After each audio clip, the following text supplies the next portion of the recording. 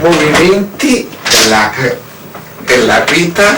Chiaramente abbiamo la grafica che siamo aspettando Natale, Capodanno, Epifania del Signore, tutto su Raffaella Carrà, questa mitica donna, capito, che è stata per me con il cuore, è stata un'amica, una zia, una cugina, una mamma per caso, è stata un po' tutto quanto, era di famiglia. E poi c'è il riassunto dal 1981 al 2024 di la storia di Stefano Grillo.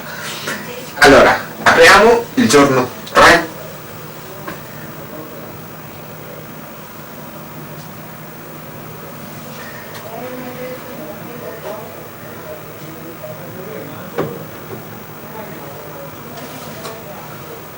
Eccolo qua, il giorno 3.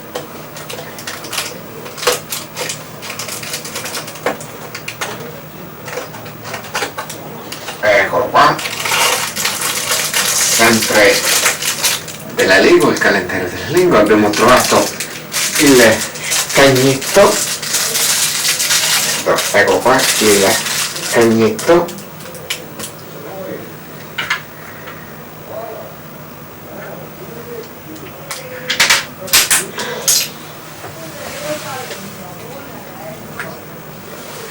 questo è il calendario dell'avvento.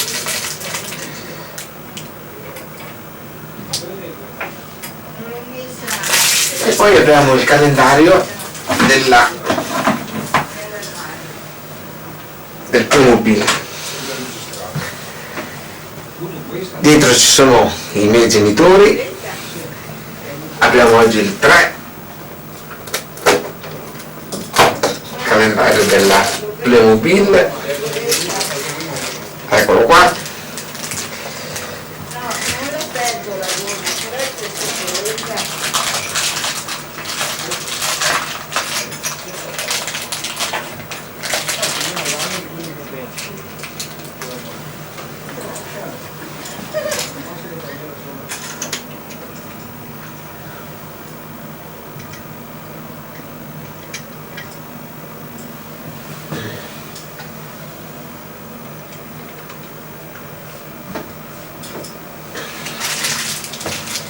Qua, e adesso andiamo a preparare il presepio. Il presepio mi sposto dall'altra spostazione, eccolo qua, siamo all'altra avventura del presepio, eccolo qua, e apriamo il giorno 3. Eccolo qua, un altro